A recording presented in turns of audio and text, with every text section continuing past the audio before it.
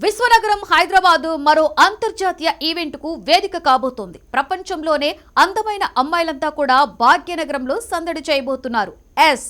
Miss world పోటీలకు ఈసారి భాగ్యనగరం వేదిక కాబోతోంది. అందాల రాణులంతా కూడా ఒకచోట చేరితే ఎలా ఉంటుందో తెలుసు కదా. అందాల పోటీలలో ఒకరు విన్నర్ అవ్వడం, ఆ వేడుకను చూసేందుకు ప్రతి ఒక్కరూ కూడా సిద్ధమవడం, ఇలా ఉంటుంది ప్రతి సంవత్సరం పరిస్థితి. అందాల పోటీలలో ఏ దేశపు అందగత్తె కిరీటాన్ని అందుకుంటుందా అని అందరూ ఆతృతగా ఎదురు చూస్తుంటారు. ఇక ఈసారి హైదరాబాద్ లో జరగబోయే అందాల పోటీలకు సంబంధించి 99 టీవీ ప్రత్యేక కథనం.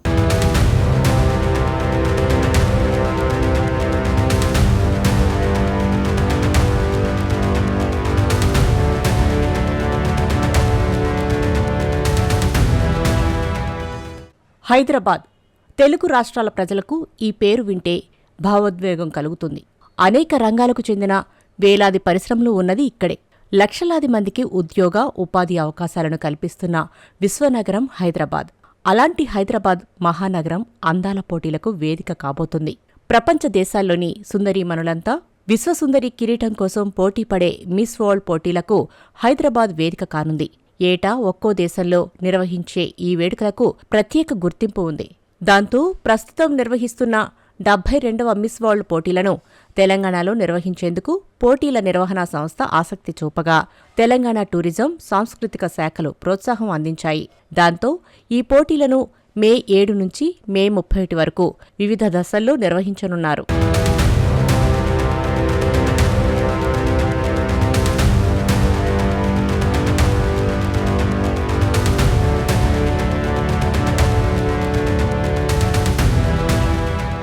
అందాల పోటీల్లో పాల్గొనేందుకు అంతర్జాతీయంగా 120కి పైగా దేశాల నుంచి సుందరీమణులు రానున్నారు. ఈ మిస్ వరల్డ్ పోటీలను అత్యంత ప్రతిష్టాత్మకంగా నిర్వహించాలని రాష్ట్ర ప్రభుత్వం నిర్ణయించింది.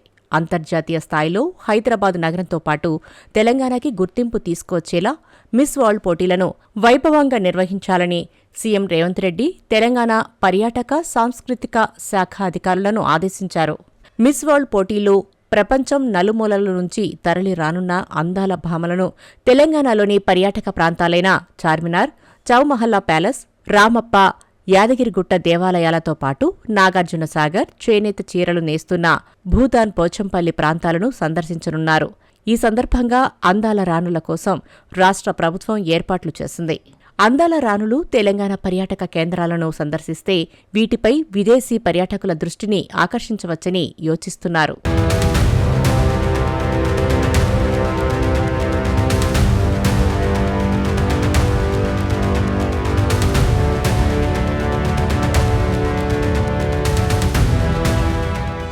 హైదరాబాద్ నగరంలో జరగనున్న 72వ మిస్ వరల్డ్ పోటీల్లో భారతదేశం తరపున Femina Miss India Nandini Gupta పాల్గొనున్నారు. ప్రపంచం వేదికపై భారతదేశానికి ప్రాతినిధ్యం వహించడానికి సిద్ధమవుతున్నానని నందిని ప్రకటించారు.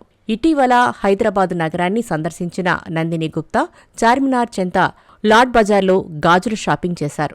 యునెస్కో ప్రపంచ వారసత్వ ప్రదేశమైన రామప్పను మిస్ ఇండియా నందిని గుప్తా సందర్శించారు.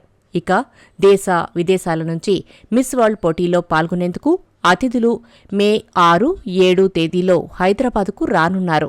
మే 10న గచ్చిబౌలి ఇండోర్ స్టేడియంలో మిస్ వరల్డ్ ప్రారంభ వేడుకలు ఏర్పాటు చేశారు.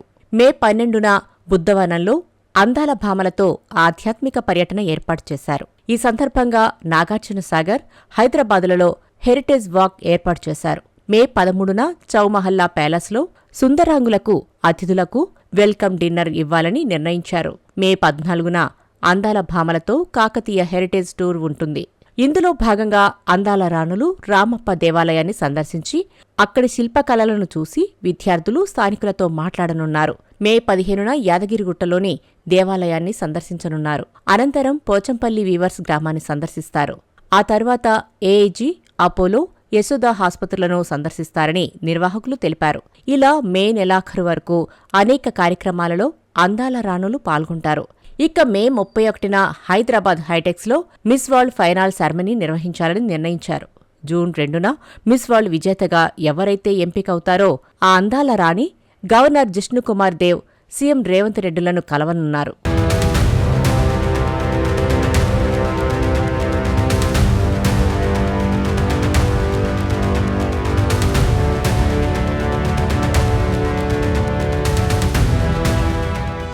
మిస్ వరల్డ్ పోటీలో పాల్గొనేందుకు వస్తున్న అతిథులకు ఎలాంటి అసౌకర్యం కలగకుండా చూడాలని సీఎం రేవంత్ రెడ్డి ఇప్పటికే అధికారులను ఆదేశించారు. ఎయిర్పోర్ట్, అతిథులు బస చేసే హోటల్, కార్యక్రమాలు జరిగే చోట కట్టుదిట్టమైన భద్రత ఏర్పాటు చేయాలని పోలీసు ఉన్నతాధికారులకు సీఎం సూచించారు.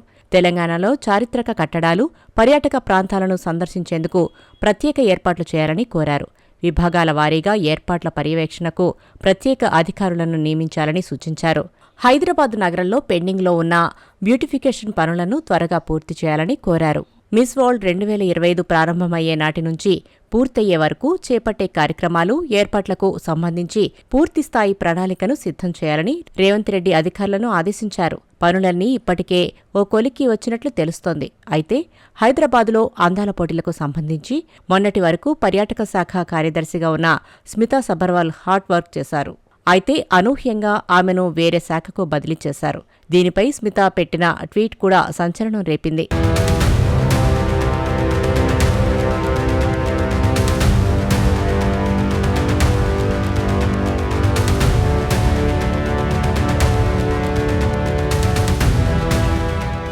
స్మితా సబర్వాల్ తెలంగాణలో సుపరిచితమైన ఐఏఎస్ అధికారిణి. కేసీఆర్ ప్రభుత్వంలో ముఖ్యమంత్రి కార్యాలయ అదనపు కార్యదర్శి హోదాలో ప్రత్యేక గుర్తింపు పొందారు. అంతేకాకుండా సోషల్ మీడియాలో చాలా యాక్టివ్గా ఉంటూ తన పర్యటనలకు సంబంధించిన ఫోటోలను షేర్ చేస్తూ అందరి దృష్టిని ఆకర్షిస్తుంటారు. ఇటీవల ప్రభుత్వానికి మింగుడుపడని చర్యలతో కూడా ట్రెండింగ్లో ఉంటున్నారు. ఐఏఎస్ అధికారుల బదిలీలో స్మితా సబర్వాల్ను పర్యాటక శాఖ నుంచి ఆర్థిక శాఖకు బదిలీ చేసిన సంగతి తెలిసిందే. ఈ నేపథ్యంలో భగవద్గీతలోని శ్లోకాన్ని ట్వీట్ చేశారు స్మితా సబర్వాల్. బీఆర్ఎస్ ప్రభుత్వంలో కీలకంగా పనిచేసిన స్మితా సబర్వాల్ కాంగ్రెస్ ప్రభుత్వంలో గడ్డుకాలమే వెల్లదీస్తున్నారన్న వాదన సర్వత్రా వ్యక్తమవుతోంది. కంచగచ్చిబౌలి భూముల వివాదంలో ఏఐతో సృష్టించిన ఫోటోలను ట్వీట్ చేసి చిక్కుల్లో పడ్డారు స్మితా సబర్వాల్. దీంతో పోలీసు శాఖ నుంచి నోటీసులు కూడా అందుకున్నారు. కంచగచ్చిబౌలి భూముల విషయంలో చేసిన వివాదాస్పద ట్వీట్ల ఎపిసోడ్ అనంతరం ఆమెను ఆర్థిక శాఖకు బదిలీ చేశారు.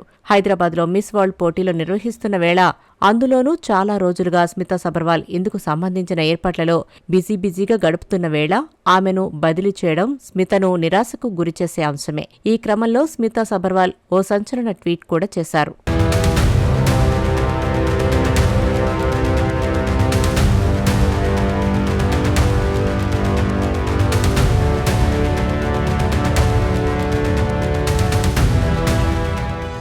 ఇక హైదరాబాద్లో జరుగుతున్న అందాల పోటీలకు సంబంధించి భిన్నాభిప్రాయాలు వ్యక్తమవుతున్నాయి.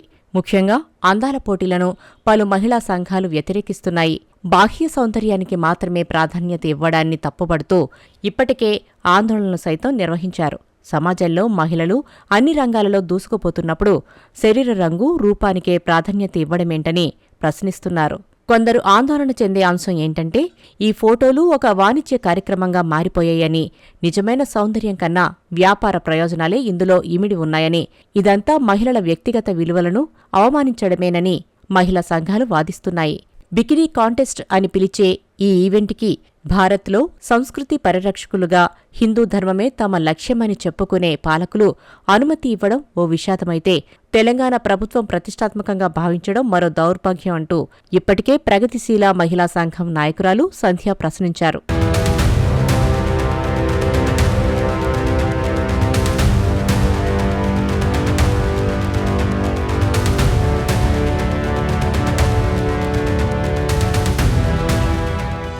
ఇక ఈ అందాల పోటీలకు సంబంధించి సిపిఐ నేత నారాయణ కూడా రియాక్ట్ అయ్యారు. హైదరాబాదులో అందాల పోటీలను అందరూ వ్యతిరేకించాలని, పవిత్రమైన స్త్రీ జన్మను అపవిత్రం చేయొద్దని సిపిఐ నారాయణ తీవ్రంగా స్పందించారు. తిరుపతి జిల్లా గూడూరులో ఆయన మేనగోడలకు చెందిన కావేరీ ఫుడ్ ప్రొడక్ట్ షాపులను నారాయణ ప్రారంభించి మాట్లాడారు. తన మేనకోడలు పావని అందాల పోటీలో పాల్గొంటే ఫస్ట్ వస్తుందని చలోక్తులు విసిరారు. కానీ అలా చేయడం తప్పని, పవిత్రమైన స్త్రీ జన్మను అపవిత్రం చేయొద్దని కోరారు. కోట్లాది రూపాయలు ఖర్చు పెట్టి హైదరాబాదులో సీఎం రేవంత్ రెడ్డి అందాల పోటీలు నిర్వహించడం అత్యంత బాధాకరమన్నారు. ఈ పోటీలను ప్రతి ఒక్కరూ వ్యతిరేకించాలని పిలుపునిచ్చారు. తన మేనగోడలు సాఫ్ట్వేర్ ఉద్యోగాన్ని వదిలి 10 మందికి సేవ చేయాలన్న సంకల్పంతో స్వయం ఉపాధిని ఎంచుకుందని గుర్తు చేశారు. 10 మందికి జీవనాధారం కల్పించడం చాలా సంతోషంగా ఉందని తెలిపారు. అందాల పోటీ అంటే ఏంటి? స్త్రీ జాతిని నడి రోడ్డులో పెట్టి వేలం వేయడం కాదా? ఇది పద్ధతి కాదు. స్వయం శక్తితో బతికేందుకు స్త్రీలను ప్రభుత్వాలు ప్రోత్సహించాలని కోరారు. అందాల పోటీలు నిర్వహించే రేవంత్ రెడ్డికి బుద్ధి లేదన్నారు.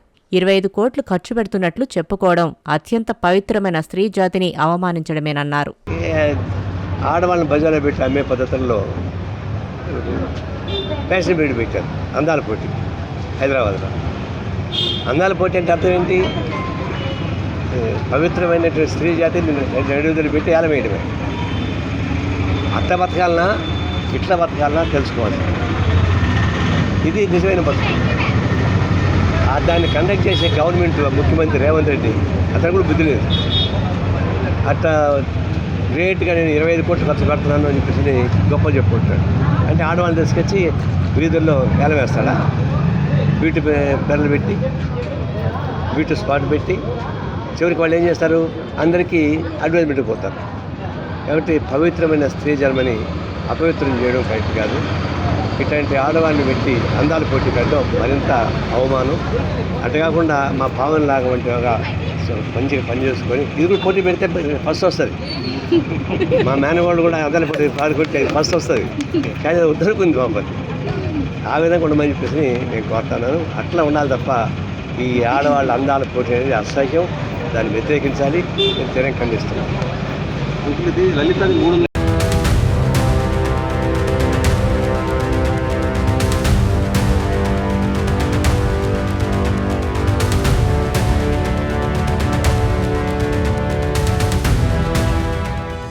అందాల పోటీలపై ఆయా సంఘాల నుంచి వ్యతిరేకత వస్తున్నా ప్రభుత్వం నుంచి మాత్రం హైదరాబాద్కు, తెలంగాణకు గర్వకారణంగా మిస్ వరల్డ్ పోటీలు నిలవబోతున్నాయన్న మాట వినిపిస్తోంది.